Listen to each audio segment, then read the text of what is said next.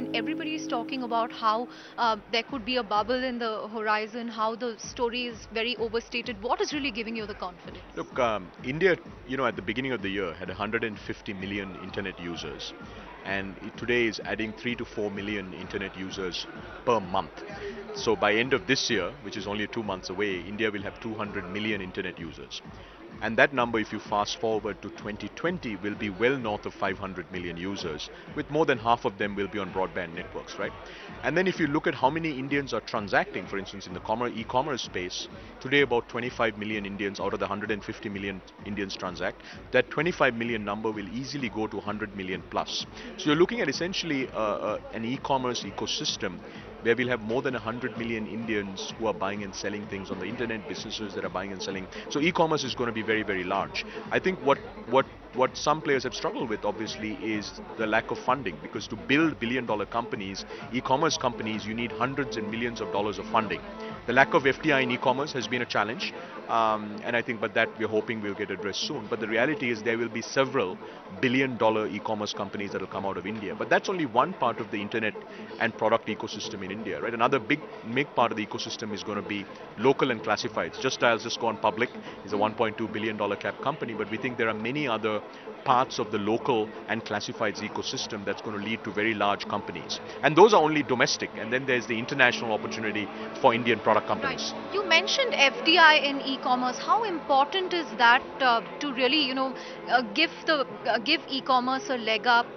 Do you think there could be something, that could be done soon by the government? No, absolutely. I mean, to build a e-commerce ecosystem that is going to be north of $50 billion over the next 5 to 7 years, India is going to need billions of dollars of investment to go into these companies, right?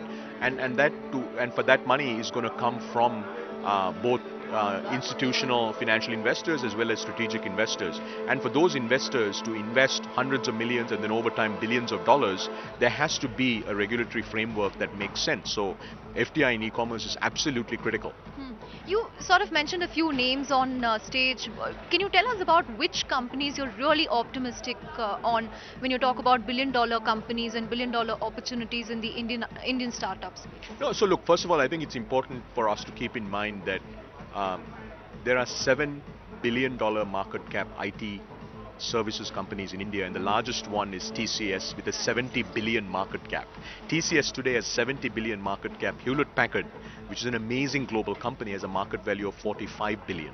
Cognizant has a market value that's bigger than Dell, and so on and so forth. Now, when you move to the product and internet ecosystem, Just Dial is got 1.2 billion market cap. We've got companies like Make My Trip and InfoEdge that are 500 million, 800 million market value.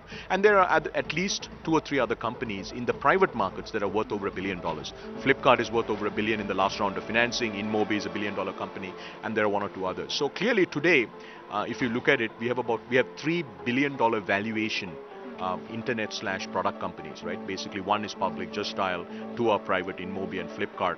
But there are 2 others, Make My Trip and InfoEdge, that are right on the cusp, so they'll get there very, very soon. And my view is that by 2020, we will have at least 5 to 7 more billion-dollar valuation product companies, internet, mobile, SaaS companies in India. So look, we are very, very bullish about, I think, the opportunity for Indian entrepreneurs to build very large companies out of India, either focusing on the domestic market or focusing on international market. To watch more, subscribe to youtube.com/ETNowLite.